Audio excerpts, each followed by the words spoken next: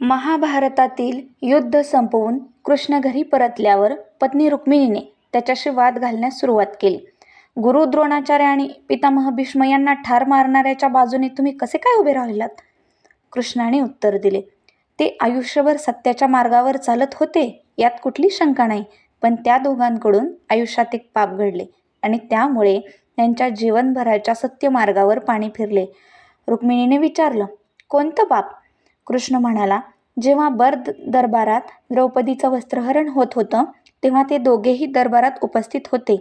दरबारातील ज्येष्ठ व्यक्ती म्हणून ते हा प्रकार रोखू शकत होते, पण त्यांनी तसं केलं नाही. त्यांचा हा एकच गुन्हा त्यांच्या सगळ्या सत्य मार्ग जगणे अर्थहीन करण्यास पुरेसा आहे. रुक्मिणीने विचारलं, मग कर्णाचं काय?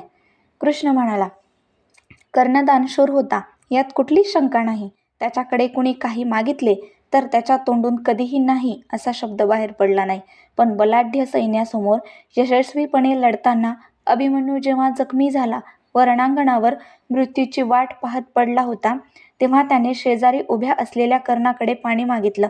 तिथेच स्वच्छ पाण्याचं डबकं होतं.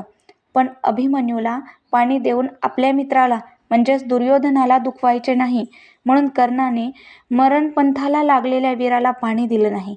नंतर त्याच डबक्यात कर्णाच्या रथाचं चाक अडकून पडलं. म्हणजेच यातून आपण बोध काय घेणार? तुमच्या एका अन्यायकारक कृत्याने तुमच्या आयुष्यभराच्या प्रामाणिकपणाची किंमत एका क्षणात शून्य होऊन जाते.